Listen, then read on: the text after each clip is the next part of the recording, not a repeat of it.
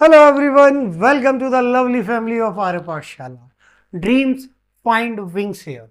जी हाँ, मैं आपका पवन भैया एक बार फिर से आप सबके बीच हूँ लेकर के एक नया चैप्टर सीबीएसई 10th स्टैंडर्ड की फर्स्ट फ्लाइट। और इस चैप्टर का नेम क्या होने वाला है? डिस्प्ले पे क्या नजर आ रहा है भैया? क्या है ये? जी हाँ, सही पहचाना आपने, बहुत समझदार हो। डायरी। जी हाँ, ये डायरी किसकी है?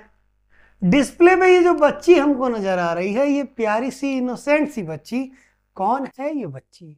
जी हाँ, इस बच्ची के बारे में ही आज हम पढ़ने वाले हैं। That's why the name of the chapter is going to be from the diary of Anne Frank. जी हाँ, आज हम इस डायरी के बारे में पढ़ने वाले हैं जो खुद एन फ्रैंक ने अपने बारे में लिखी हुई है। तो इसके नरेटर कौन हो जाएंगे भाई? जी हाँ, एन फ्रैंक ही इस डायरी की नरेटर है, जिसने इस डायरी को लिखा है। और एन फ्रैंक के फादर ने इस डायरी में क्या क्या लिखा है उसकी डेथ के बाद एक्सप्लेन किया है, बताया है कि प्यारी सी बच्ची ने उस डायरी में अपने बारे में क्या क्या मेंशन किया है। जी हाँ, so before starting the chapter हम कवर अप करेंगे सबसे पहले इसके वर्ड मीनिंग्स। जी हाँ, फोकस करेंगे कुछ वर्ड मीनिंग्स पे, ध्यान से देखेंगे। The first word is musings. Musings क्या है? थॉट्स। ये बच्ची सोचती बहुत थी, विचार बहुत आते थे इसके दिमाग में। The next word is listless. Listless means lacking energy. जब एनर्जी हमारे अंदर कम हो जाती है ना, लिस्टलेस हो जाते हैं हम, रेस्ट चाहती है हमारी बॉडी। जी हाँ, the next word is brooding. Brooding क्या है भाई?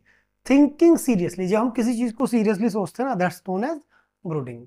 The next word is stiffed back. Stiffed back means with a hard cover. तो आप देख रहे हैं ना डायरी, ये जो डायरी इधर आपको नजर आ रही है, इस डायरी पे हार्ड कवर। डायरी की जो कवरिंग होती है वो कैसी होती है भैया? हार्ड होती है ना, दैट्स वाई इसको हम बोलते हैं स्टिफ बैक। क्योंकि एन फ्रैंक की डायरी जो थी वो स्टिफ बैक थी, हार्ड कवर उस पर चढ़ रखा। फोकस करेंगे नेक्स्ट वर्ड पे। The next word is prompt, means encouraged, किसी को बढ़ावा देना, हिम्मत बढ़ाना, साहस को बढ़ाना। The next word is liable. Liable means responsible, जिम्मेदार। जी हाँ, सही समझते आप। एक नया वर्ड, नया नहीं यूं कहूं कि पुराना, ये है प्लंज। आपको ध्यान होगा हमने हिज फर्स्ट फ्लाइट में पढ़ा था द यंग सीगल के बारे में। तो प्लंज, जी हाँ, यह वही वर्ड है। To go into means कहीं जाके मूवमेंट जो करते हैं हम, वहाँ हमने शायद इसको अंडरस्टूड किया था, छलांग लगाना, जंप। जी हाँ, फोकस करेंगे कुछ और वर्ड मीनिंग्स पे। The next word is adorable. But क्या होता है भाई ये अडोरेबल? लवेबल, बहुत ज्यादा प्यारा सा। फोकस करेंगे नेक्स्ट वर्ड पे। The next word is long awaited, expected for a long time. कोई ऐसी चीज जिसकी आप लंबे समय से उम्मीद कर रहे हैं, that is known as long awaited. जी हाँ, the next word is confide. Confide means क्या होता है भाई? To tell someone a secret, किसी को एक सीक्रेट बताना, कोई प्राइवेसी जो सीक्रेसी है हमारी है उसको किसी के साथ शेयर करना, that's known as confide. Focus करेंगे नेक्स्ट वर्ड पे। The next word is emigrated. Emigrated क्या भाई? Been to settle, means temporarily हम एक जगह से दूसरी जगह पहुंच जाते हैं और वहां जाके हम सेटल कर जाते हैं, that is known as emigration, emigrated. The next word is plunged down, means put down forcefully, किसी भी चीज को झटके से पटक देना, रख देना। The next word is solemn, means serious और ग्रेव, जो बहुत ज्यादा सीरियस रहता है उसको कहते हैं हम solemn. Next word is quaking, shaking because of fear, डर के मारे हिल जाना बुरी तरह से, उसको कहा जाता है क्वैकिंग। जी, the next word is forthcoming. Forthcoming क्या है भैया? फोर्थ कमिंग है अबाउट टू हैपन, कुछ ऐसा जो होने वाला है फ्यूचर में, नियर फ्यूचर में, that is known as forthcoming. जी हाँ, फोकस करेंगे next word. The next word is outburst. Outburst means a sudden release of a strong emotion, अचानक से हमारे अंदर जो फीलिंग आने लगती है ना स्ट्रॉन्ग वाली, that is known as outburst. जी हाँ, some more word meanings are here, ध्यान रखेंगे। ये नया वर्ड जो बच्ची के लिए यूज हुआ चैटर बॉक्स। क्या होता है भाई चैटर बॉक्स? बातूनी। जी हाँ, one who speaks too much, कोई ऐसा जो बहुत बोलता है। देखेंगे ना बच्ची के फेस पे कितनी प्यारी सी स्माइल नजर आ रही है, ये बता रही है बच्ची कितनी सीधी सादी है ना, बिल्कुल नहीं बोलती ना, बिल्कुल नहीं बोलती भाई, ये बच्ची बहुत टॉकेटिव थी, है ना। जी हाँ। The next word is stacked. Stacked means put on back, शर्त लगा लेना। प्लीडिंग, प्लीडिंग क्या होता है भाई? गिड़गिड़ाना, रिक्वेस्ट करना। जी, the next word is glances. Glances means looks, देखने में कौन कैसा लगता है। देखो कितनी इनोसेंट सी बच्ची लग रही है, कितनी प्यारी सी है ना, क्यूट सी स्माइल लग रही है, बिल्कुल आप ही की तरह। जी, आगे बात करेंगे। The word is dummies. Dummies means persons of low intelligence. कुछ ऐसे लोग होते हैं ना जिनमें बुद्धि थोड़ी सी कम होती है, इंटेलिजेंस उनके अंदर बहुत कम होती है, तो ऐसे लोगों को कहा जाता है डमीज। जी हाँ, डमी आती है ना मोबाइल की, उसके अंदर इंटेलिजेंस कम होती है ना, केवल फोटो फोटो होता है। The next word is assigned. Assigned means given, जब कोई काम आपको दिया जाता है, असाइनमेंट्स आप प्रिपेयर करते हैं आपके क्लासेस में, अभी ESL के टाइमिंग में आप देखेंगे कि आपको असाइनमेंट दिए जाएंगे, आपको फाइल दी जाएगी, तो वो उसको कहा जाता है assigned means given. The next word is jotted. Jotted means wrote, किसी भी बात को लिखना। जब आपने लिखा तो जॉट की पास्ट फॉर्म हो जाती है जॉटेड, मीन्स रोट, राइट की जो सेकेंड फॉर्म है रोट। फोकस करेंगे नेक्स्ट वर्ड पे। The next word is quack. Quacked, talked. बच्ची बहुत बोलती है, बहुत ज्यादा बातूनी है, चैटर बॉक्स है जो हमेशा क्वैक क्वैक क्वैक करती रहती है। ऐसा कुछ इस डायरी में एन फ्रैंक ने खुद अपने बारे में लिखा है। जी हाँ, तो हमने सारे वर्ड मीनिंग्स को कवर अप किया है। अब वर्ड मीनिंग्स की हेल्प से हम आगे कवर अप करेंगे समरी को। Just keep remember, summary most important point होता है किसी भी चैप्टर के लिए, किसी भी स्टोरी के लिए। जी हाँ, तो फोकस करेंगे इस चैप्टर की समरी पे। From the diary of Anne Frank is an extract from the diary of a 13-year-old Jewish girl called Anne Frank. Focus करना है किस चीज पे कि बच्ची कितने साल की है?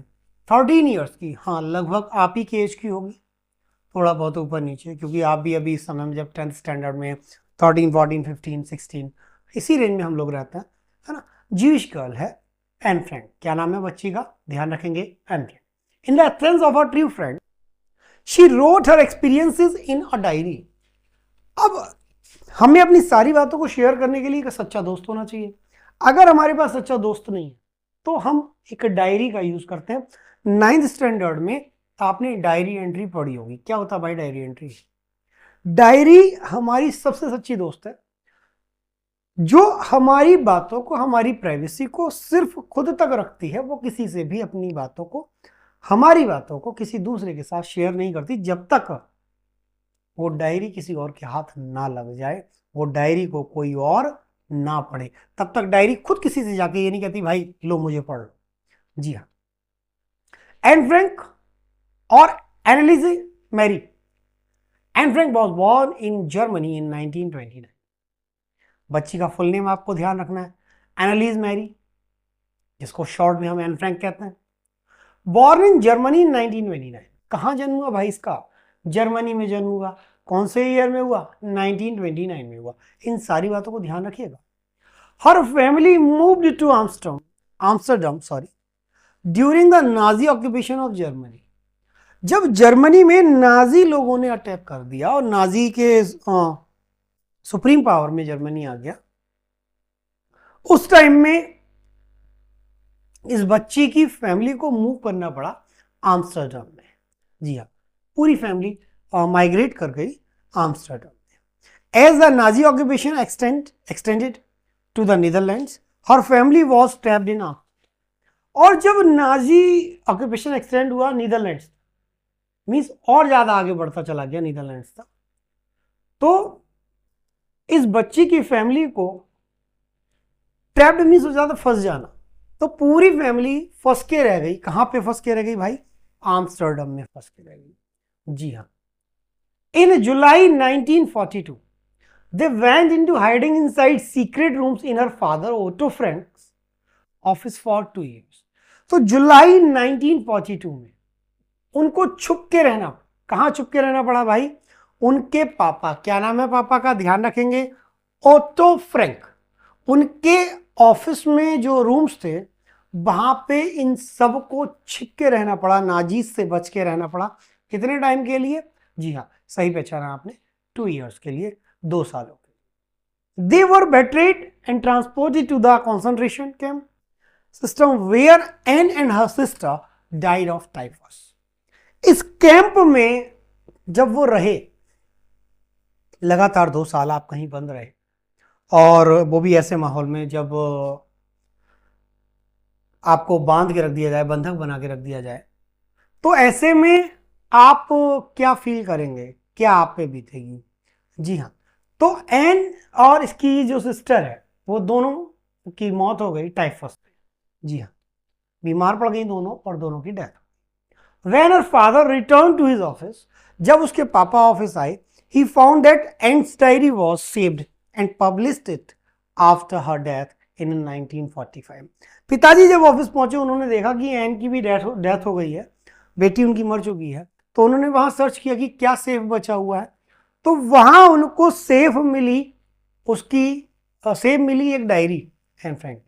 जी हाँ, उस डायरी को पापा ने पढ़ा और पापा ने उस डायरी को पब्लिश कराया 1949 में, जब उस बच्ची की डेथ हो चुकी थी, उसकी डेथ के ठीक बाद। जी हाँ, Anne's need to write a diary. Anne को डायरी लिखने की जरूरत क्यों पड़ी, इस हेडिंग के अंदर हम स्टडी करेंगे। In spite of everything I still believe that people are really good at heart. जी हाँ, क्योंकि एन बिलीव करती थी कि बाकी किसी चीज में मैं बिलीव नहीं कर सकती, भाई नाजी लोगों ने अटैक कर रखा है, हमको बंदी बना के रख रखा है, पता नहीं मैं किसी से कोई बात शेयर करूं और वो जाके सीधे सीधे नाजीज को बोल दे कि भाई ये जो एन है वो आपके बारे में ऐसे ऐसे कह रही थी, और एन को और एन की फैमिली को दिक्कत हो जाए। तो बच्ची ने सीधे सीधे बिलीव किया डायरी पे। जी हाँ, Anne Frank was gifted a diary on her 13th birthday bye her father. उसके 13वें बर्थडे पे उसको गिफ्ट मिला। गिफ्ट बहुत अच्छे लगते हैं ना। यहाँ किसने गिफ्ट की है डायरी? उसके पापा ने की। She found writing to be a strange experience as she had never written a diary before. इससे पहले उसने कभी एक डायरी लिखी ही नहीं थी, तो पहली बार जब हम कोई काम करते हैं भाई बड़ा स्ट्रेंज सा लगता है, बड़ा अजीब सा लगता है कि ये क्या हो रहा है भाई। जी हाँ, तो वैसे उसको अटपटा लगा। In her first entry she expressed her desire to confide everything to the diary. उसने सब कुछ डायरी में अपने पहले एक्सपीरियंस के बारे में लिखा कि उसको कैसा फील हो रहा है जब वो एक डायरी को लिख रही है। She felt that paper had more patience than people. ये स्टेटमेंट अपने आप में बहुत इंपॉर्टेंट है। जी हाँ, she felt that paper had more patience than people. उसको ये लगता है कि कागज में लोगों से ज्यादा पेशेंस, मींस कागज पे लिखी हुई बात किसी दूसरे से तब तक शेयर नहीं होगी जब तक वो कागज किसी और के हाथ ना लग जाए। कागज खुद किसी से जाके ये नहीं कहेगा कि लो भाई मुझे पढ़ लो। जी हाँ, और आगे बढ़ेंगे। समरी में हम देख रहे हैं इमेज में, in spite of everything I still believe that people are really good at. एक और रीजन था जो डायरी एंट्री की एन फ्रैंक ने, क्योंकि उसको लगा कि किसी और पे बिलीव करना खतरे से खाली नहीं होगा। डायरी वास्तव में लोगों से ज्यादा महान है, लोगों से ज्यादा अच्छी है एट हार्ट, मींस दिल से, मींस उसके दिल में कोई छल कपट नहीं है डायरी के। She thought that nobody would be interested in reading her diary. Anne Frank को ये लगता था कि कोई उसकी डायरी क्यों पढ़ेगा, भाई इसको एक्सपीरियंस तो है नहीं जो वो अच्छी सी डायरी लिख रही है, कोई नहीं पढ़ेगा, उसको ये बिलीव था। And considered the diary to be our real friend with whom she could share all her secrets. She did not have any such. उसको एक मात्र सहेली नजर आई जिसके साथ वो अपनी सारी बातें बड़े अच्छे से शेयर कर सकती थी, इसीलिए उसने डायरी पे ज्यादा बिलीव किया लोगों की अपेक्षा। जी हाँ, ये क्वेश्चन कई बार पूछ लिया था एग्जाम में कि डायरी क्यों लिखी उसने। Even though Anne had a loving family and a number of friends, हालांकि एक प्यारी सी फैमिली थी उसकी, प्यारा सा परिवार था और बहुत सारे दोस्त भी थे। She could only talk to them about ordinary things. उनके साथ वो कॉमन बातचीत कर सकती थी। Therefore, she felt that the need to write a diary. अब बाकी फैमिली वालों के साथ भाई लिमिटेड बात ही तो कर सकते हो, दोस्तों के साथ लिमिटेड बात कर सकते हो, सारी बातें वो इधर उधर की उधर कर देंगे, नहीं कर सकते। तो ऐसे में उसको जरूरत हुई एक डायरी को लिखने की, और जो डायरी उसको गिफ्ट कर रखी थी उसके पापा ने, तो उसको लगा लाओ अब मैं अपनी सारी बातें इस डायरी से शेयर करती, and made the diary entry her best friend and called it Kitty. Anne ने अपनी डायरी को ही अपना बेस्ट फ्रेंड बनाया, और क्या नाम रखा इस डायरी का, ध्यान रखेंगे डायरी का नेम, किटी। जी हाँ, ये पेट नेम था, प्यारा सा नाम था, निक नेम था उसकी डायरी का। जी हाँ, आगे बढ़ेंगे समरी में और हम स्टडी करेंगे एन्स चाइल्डहुड एंड फैमिली। उसका बचपन कैसा था, उसकी फैमिली में कौन कौन था, कैसे लोग थे। तो आप ये इमेज में देख रहे हैं, आपको एक स्मार्ट सा जेंटलमैन नजर आ रहा है, साइड में एक लेडी नजर आ रही है, जी हाँ, बराबर से दो बेटियां नजर आ रही हैं। अब यही एक छोटी सी प्यारी सी फैमिली है, एन फ्रैंक। जी हाँ, इस फैमिली के बारे में हम स्टडी करने वाले हैं। And called her father the most adorable father, he was 36 year old when he married her mother Edith Hollander Frank. जी, पापा का नाम क्या बताया था, बताइए भैया, सोचिए क्या नाम बताया था पापा। जी हाँ, ओटो फ्रैंक। ओटो फ्रैंक ने शादी की किससे, एडिथ हॉलैंडर फ्रैंक से। जी हाँ, यही एन फ्रैंक की मदर थी, हु वॉज 25 ईयर्स। जब ये डायरी एंट्री की है एन फ्रैंक ने, उस समय में मम्मी की एज कितनी थी, 25 ईयर्स, 25 साल। ठीक है, बात करेंगे आगे। She further wrote that her elder sister Margot was born in 1926। Margot का जन्म कब हुआ, 1926 में हुआ। And she herself was born on 12 जून 1929।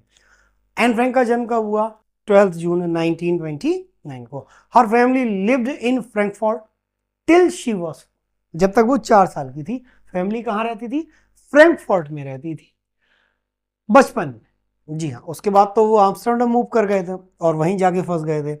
अब इस डायरी में कौन नजर आ रहा है भाई, सॉरी इस इमेज में कौन नजर आ रहा है, एन फ्रैंक के साथ एक प्यारी सी लेडी आपको नजर, थोड़ी सी जरूर है। जी हाँ, ये एन की ग्रैंडमदर है, ध्यान से देखेंगे, इनके बारे में भी हम पढ़ेंगे। Then her parent move to Holland in 1933। जब पेरेंट 1933 में मूव कर गए, at that time Anne and her sister lived with their grandmother in Aachen. जी हाँ, उसको और उसकी बहन को जब फैमिली मूव की हॉलैंड में 1933 में, तो एन को और उसकी सिस्टर को अपनी ग्रैंडमदर के पास ही एचेन में रुकना पड़ा। After their parents settle down in Holland, Margot went to Holland in December and Anne in February. जी हाँ, ध्यान रखना है, मार्गोट कौन है भाई, उसकी बहन है, जो हॉलैंड कब गई, दिसंबर में, जबकि एन को कब जाने का मौका मिला, फरवरी में। मीन्स जनवरी और फरवरी, लगभग दिसंबर जनवरी फरवरी 2 से 3 महीने उसको अपनी दादी के साथ अकेले रहना हुआ, अकेले रहना पड़ा। आगे हम बात करेंगे एन स्कूलिंग। उसकी स्कूल लाइफ कैसी थी, बिल्कुल आप ही की जैसी थी, बहुत अच्छी, बहुत प्यारी सी, बहुत मस्ती भरी।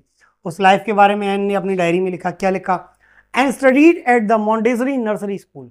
कहाँ पढ़ती थी भाई, मॉन्टेसरी नर्सरी स्कूल में पढ़ती थी, till she was 6 years old. कब तक पढ़ी भाई, 6 साल की एज तक मॉन्टेसरी स्कूल में पढ़ी। स्कूल का नेम आपको ध्यान रखना है। At of farewell she and her headmistress Mrs Kuperus had tears in their eyes.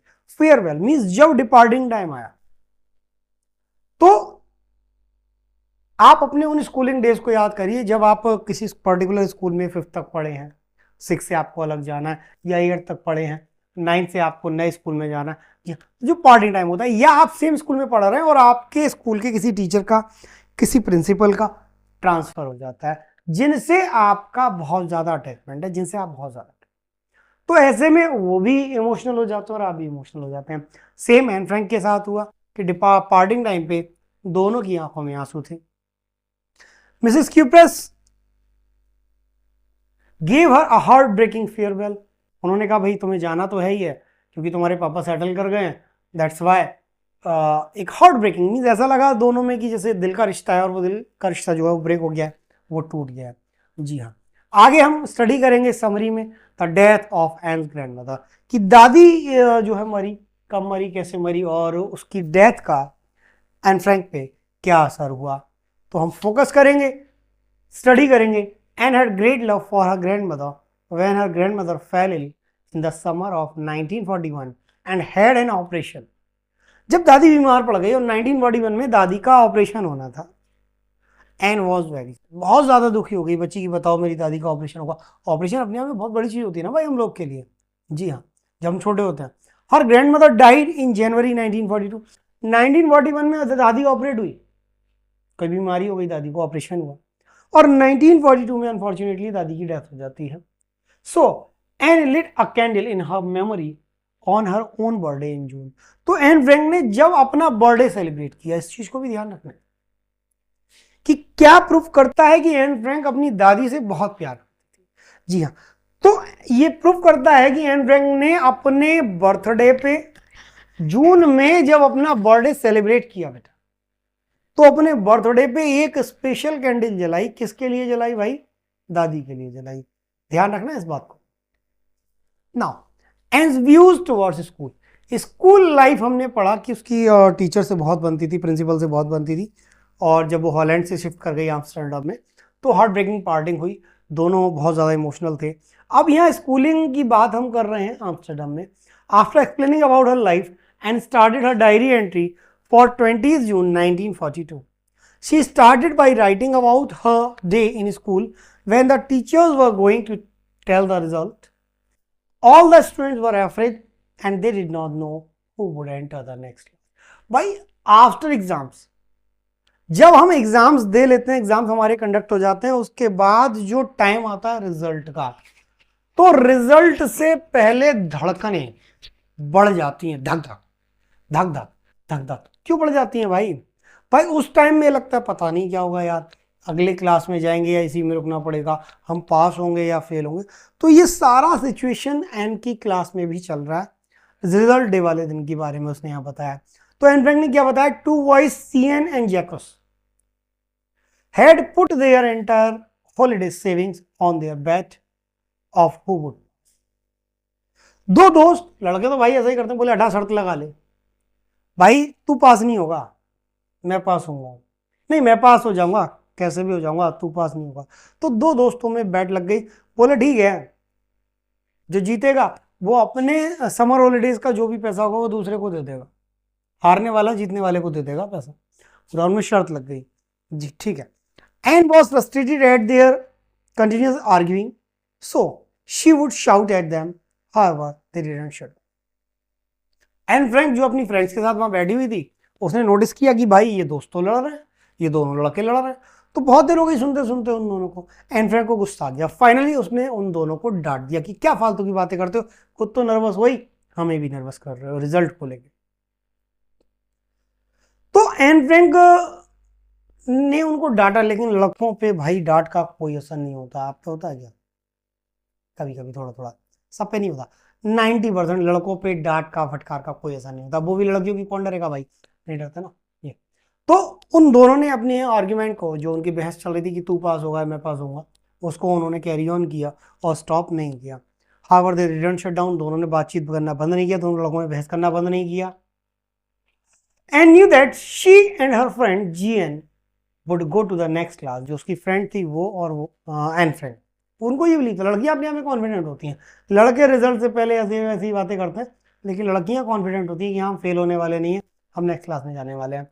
She was only worried about maths. इस पॉइंट को ध्यान रखना है हमारे सारे गर्ल्स स्टूडेंट को। जी हाँ,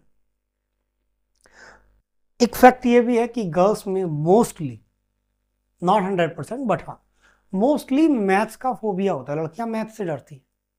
तो ऐसे ही जो फोबिया था मैथ्स का, वो एन के मन में भी था। She always consider teachers to be the most unpredictable creature on the earth. कहती थी कि ये अनप्रेडिक्टेबल हैं, इनको कोई भी तारीफ मिलनी नहीं चाहिए, पता नहीं भगवान ने इस दुनिया में टीचर क्यों बनाए हैं। कभी कभी हमें भी लगता ये पढ़ाई किसने बनाई, टीचर्स किसने बनाए, ये बुक्स किसने बनाई, अरे यार किसने सिरदर्द दे दिया हमको। भाई सेम फीलिंग सेम थिंकिंग रहती थी एन फ्रैंक के माइंड में। So she told her friends not to lose hope. इन सारी बातों को छोड़ते हुए, इन सारी बातों को नेग्लेक्ट करते हुए एन फ्रैंक ने हमेशा अपने फ्रेंड से कहा never to lose hope, sorry, कि कभी भी उम्मीद हमको नहीं छोड़नी चाहिए। हिम्मत मर्दा तो मदद खुदा। जी हाँ, आगे हम स्टडी करने वाले her relationship with the teachers.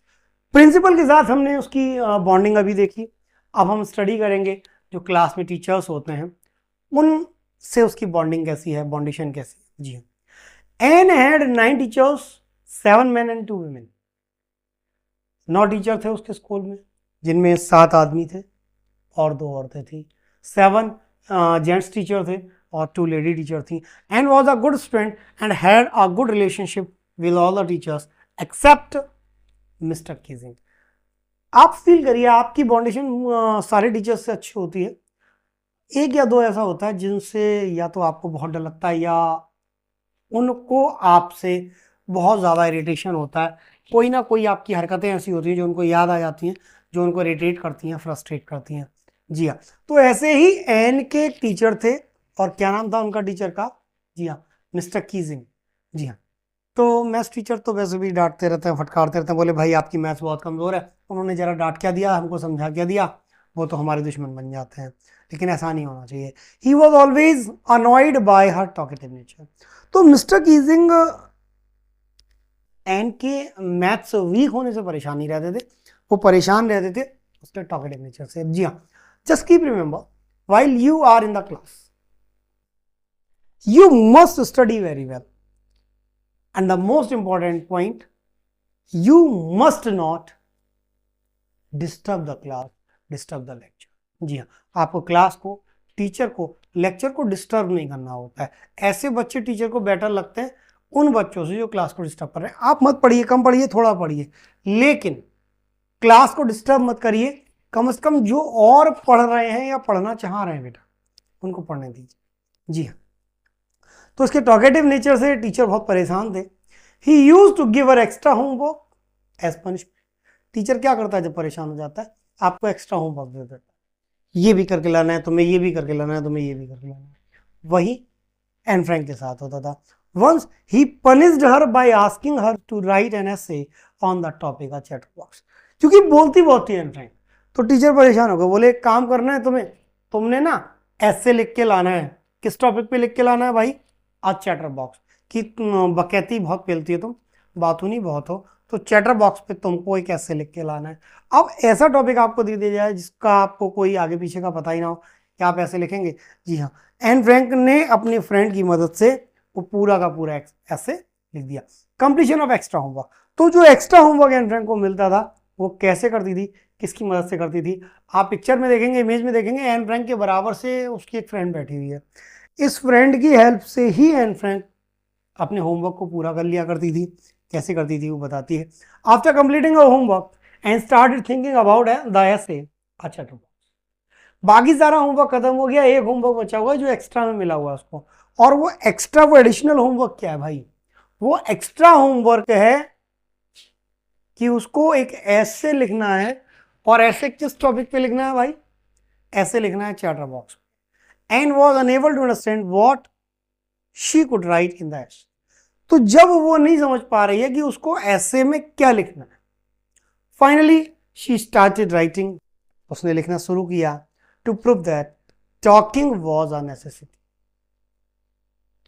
Teacher ने कहा भाई टॉकेटिव नेचर पे ऐसे लिख के ला, तुम बहुत बोलती हो क्लास में।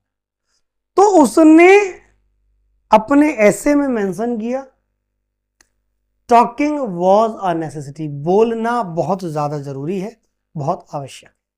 She wrote 3 pages where she defined talking as a trait of a student and also mentioned that she had inherited this trait from her mother।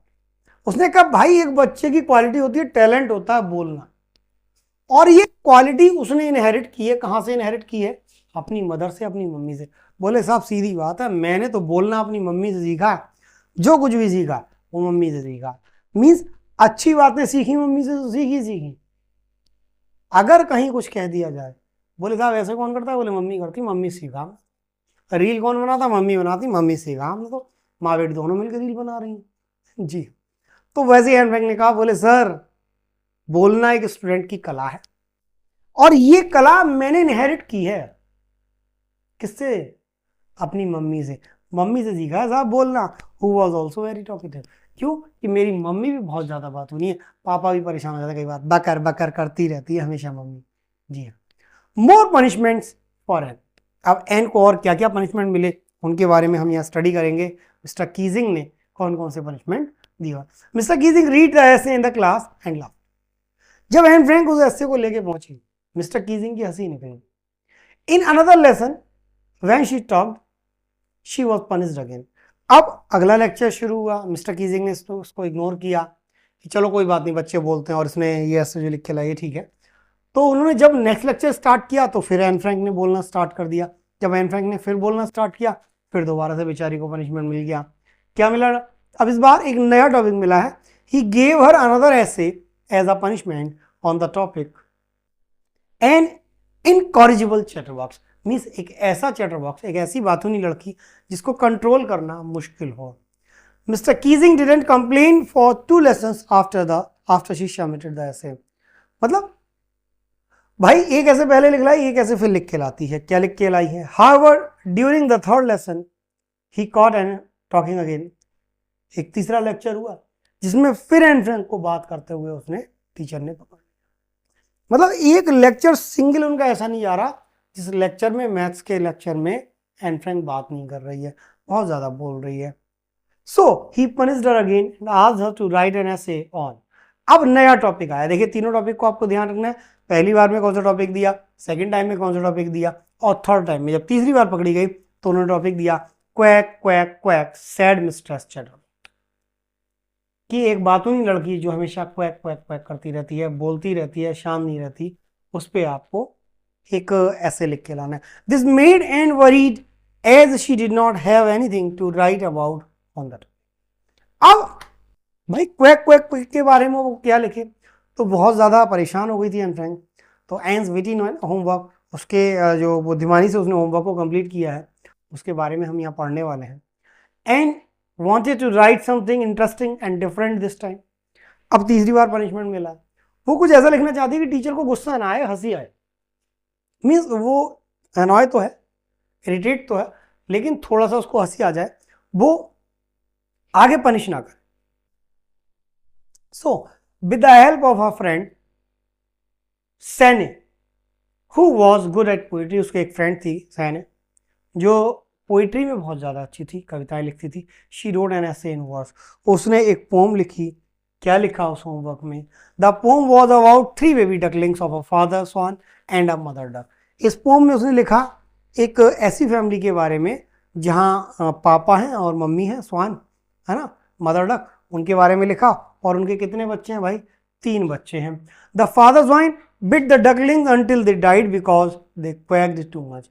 तो उस पोम में उसने नरेट किया कि फादर स्वान ने अपने बच्चों को, बहुत बोलते थे बच्चे, उनकी बकैती की वजह से, बातें करने की वजह से इतना मारा, और मारा तब तक मारा जब तक वो जान से नहीं मर गए, तो उनको मार मार के खत्म। तो ऐसा जब ऐसे एन फ्रैंक ने उस चैप्टर अपने होमवर्क में लिखा हुआ है, and was relieved when mister Keesing took the joke in the right. अब ऐसी वो पोम लिख के लेके गई जिसमें ये बताया गया कि बकैती जिसकी आदत में बस जाती है वो बोलना नहीं छोड़ेगा भाई। तो एन फ्रैंक ने भी इनडायरेक्ट वे में अपने टीचर से कह दिया, बोले सर जान से मार दो, बोलना नहीं छोड़ूंगी, छोड़ूंगी ही नहीं। जी हाँ, तो टीचर ने उसको पॉजिटिव वे में लिया और टीचर ने इसको जोकिंग वे में लिया। He read the poem in the class as well as in the other classes. टीचर ने अपने सेम क्लास में उस पोम को पढ़ा जो वो लिख के लाई थी एन फ्रैंक, साथ ही साथ अदर क्लासेस में भी उस चैप्टर को, उस होमवर्क को, जो पोम थी उसको रिसाइट किया। Since then Anne was allowed to talk and had not been assigned any extra homework. और फाइनली टीचर को ये समझ आ गया कि बोले भाई एन फ्रैंक से जीतना मुश्किल ही नहीं, नामुमकिन है। तो उन्होंने उसके बाद से उसको क्लास में बोलने की परमिशन दे दी। बोले ठीक है तू बातें कर ले, कोई दिक्कत नहीं, तो उसको कंट्रोल करना हमारे बस की बात नहीं है। और आगे से उसको कोई भी एक्स्ट्रा होमवर्क नहीं दिया गया। A change had come in mister Keesing's behaviour and he started cracking jokes in the class. तो मिस्टर कीजिंग के बिहेवियर में भी चेंज ले आई कौन? Anne Frank. Maths teacher class में आया, उसने बकर बकर करनी शुरू कर दी, बोर्ड पे लिखना शुरू कर दिया, सम सबको दे दिया, फंसा दिया। जी हाँ, तो ऐसे मैथ्स टीचर को जो बहुत ज़्यादा रूड थे उनको भी जेंटल होने पे मजबूर कर दिया। किसने? जी हाँ, एन फ्रैंक ने, उसके जोक्स ने, उसके उन पोम्स ने। जी हाँ, आगे हम स्टडी करेंगे एक्सट्रैक्ट बेस्ड क्वेश्चंस। हमने चैप्टर की समरी को पूरा अच्छे से पढ़ा हुआ है। अब हम अटेम्प्ट करेंगे एक्सट्रैक्ट बेस्ड क्वेश्चंस। एक एक्सट्रैक्ट आपको दिया होगा, read the following extract carefully and answer the questions that follow. इसको ध्यान से पढ़ना है। I wrote the 3 pages Mr. Keesing had assigned me and was satisfied. I argue that talking is a student's trait and that I would do my best to keep it under control, but that I would never be able to cure myself of the habit since my mother talked as much as I did. उसने clear कहा, जैसी मेरी mummy बातें करती हैं वैसी मैं करती हूँ, मैं भी कंट्रोल नहीं कर पाती। If not more and that there is not much one can do about inherited trades. क्यों कि भाई सीधी सीधी बात है सर, आप तो जानते हो, और अगर आपको पता ना हो तो आप बायो वाले टीचर से पूछ लेना। जी हाँ, बायो वाले टीचर से पूछ लेना, वो आपको बता देंगे सर इनहेरिटेशन में जो चीज़ें मिलती है ना वो बच्चे से जाती नहीं, वो बच्चे की आदतों में शुमार हो जाती हैं। जी हाँ, तो एक पैसेज हमने अच्छे से पढ़ा। अब इस पैसेज से रिलेटेड कुछ क्वेश्चंस हैं जिनको हमको अटेम्प्ट करने हैं। Choose the option that list the set of sentences that are not true according to the given extract. इस एक्सट्रैक्ट के अकॉर्डिंग कौन से स्टेटमेंट ट्रू नहीं है वो सेट हमको पहचानना है। N Frank was very talkative, वो बहुत ज़्यादा बातूनी थी, क्या ये सही नहीं है? हमें नॉट ट्रू पे फोकस करना है। She had inherited that trait from her mother, उसने ये सब अपनी मम्मी से सीखा था, क्या ये बात सही नहीं है? Mister Keesing was satisfied with her essay, mister Keesing उसके ऐसे से सेटिस्फाई थे। None of the above. जी हाँ, तो बिल्कुल सही पहचाना, क्योंकि हमने नॉट ट्रू देना है, नॉट ट्रू पे फोकस करना है कि कौन सा सही नहीं है। बाकी तीनों एक्सट्रैक्ट से रिलेट करते हैं, एक्सट्रैक्ट के अकॉर्डिंग सही है, तो इन तीनों में कोई भी ऐसा स्टेटमेंट नहीं है जो सही ना हो। उसने कहा नॉट ट्रू। जी हाँ, so option D is correct, none of the above. Focus करेंगे नेक्स्ट क्वेश्चन पे। The next question is what did mister Keesing ask Anne to write. Mister Keesing ने एन से क्या लिखने को कहा? भाई क्या लिखने को कहा बताइए? जी हाँ, Mister Keesing asked Anne to write an essay on a chatterbox. एक चैटर बॉक्स पे आपको एक ऐसे लिख के लाना है, नरेट करके लाना है। फोकस करेंगे नेक्स्ट क्वेश्चन की तरफ। What was Anne's argument? Argument क्या किया उसने, क्या तर्क दिया? Anne's argument was that talking was necessary trait in any student. किसी भी बच्चे में बोलना एक कला होती है, उसकी आदत में शुमार होता है। She also argued that she had inherited this trait from her mother. और उसने ये भी कहा कि भाई ये जो आदत है ना बोलने की, ये उसने कहाँ से सीखी है? मम्मी से सीखी है। Who talked a lot as well. क्यों कि मम्मी भी बहुत बोला करती हैं। बच्चों की आदत होती है, सारी कमियां किस पे रख देंगे? मम्मी पे। कि साहब ये काम किसने बिगाड़ा? मम्मी ने। ये किसने किया? मम्मी ने। So she argued that her talkative nature could not be cured. इसलिए उसने आर्ग्यूमेंट दिया, टीचर को तर्क दिया कि सर बोलने की आदत मेरी नहीं जाएगी, क्योंकि इनहेरिटेशन में मुझको मिली हुई है। किससे? मेरी मम्मी से। The next question is read the given statements and choose the correct answer. Anne was satisfied with her assignment. Anne अपने असाइनमेंट से सेटिस्फाई थी। एन वॉज टॉकेटिव, वो बहुत ज्यादा बातूनी थी। जी हाँ, तो हमारे दोनों ही answer, both the statements are true, दोनों ही स्टेटमेंट्स इस एक्सट्रैक्ट के बिहाफ पे करेक्ट है, सही है। तो हमने एक्सट्रैक्ट बेस्ड क्वेश्चन को अटेम्प्ट किया। आगे हम फोकस करेंगे some of the most important question answers. इस चैप्टर के कुछ ऐसे क्वेश्चन आंसर जो प्रीवियस ईयर्स में आए हैं, मींस PYQs हैं। जी हाँ, फोकस करेंगे अपने फर्स्ट क्वेश्चन पे। Why does Anne think that paper has more patience than people. Anne को ये क्यों लगता है कि कागज में पेशेंस ज्यादा है? किससे? लोगों से। जी हाँ, तो जब हमने चैप्टर को स्टडी किया था वहीं से हमने सीखा था, समझा था, वही यहाँ आंसर में हमने नरेट करना है। And Frank thinks paper has more patience than people because. पहले हम आंसर को नरेट करते हैं क्वेश्चन में से। Anne has more patience than people. Anne को लगता है कि पेपर में, कागज में पेशेंस ज्यादा है लोगों से। क्यों लगता है भाई? Because she can confide in a diary without fear of judgement of interruption और इंटरप्शन।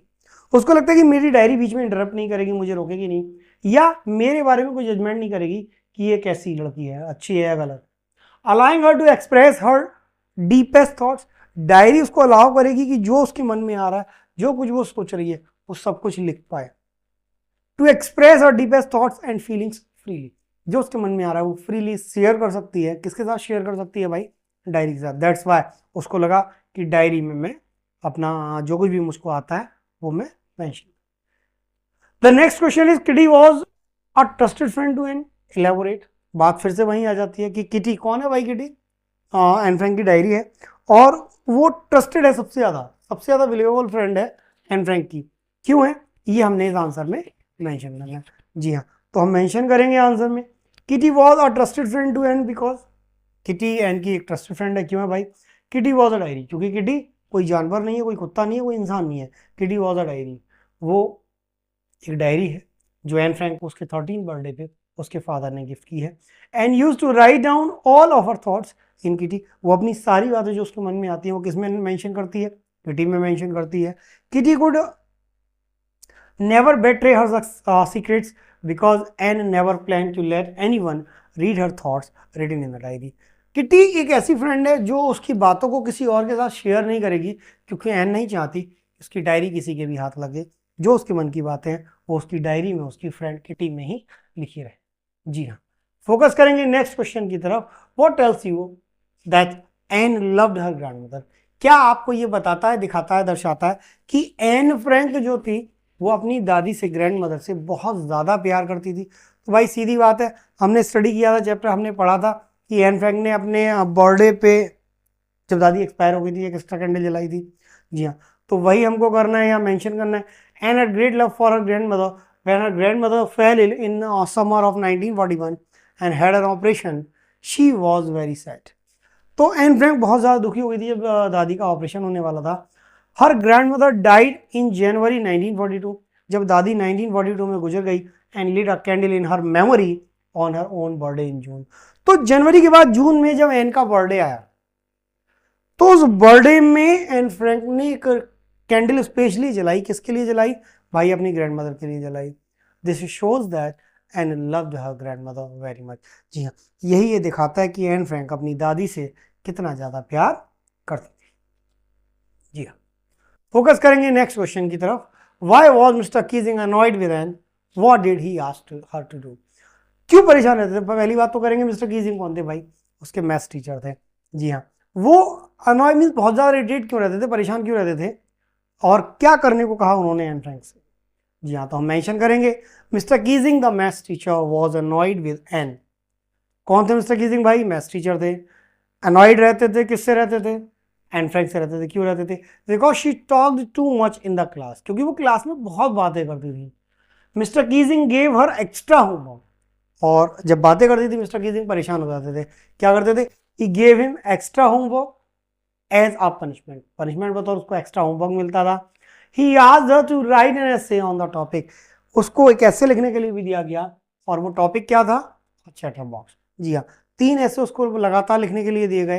3 टॉपिक थे, तीनों टॉपिक को आपको ध्यान रखना है, जिनमें पहला टॉपिक था चैटर बॉक्स। जी हाँ,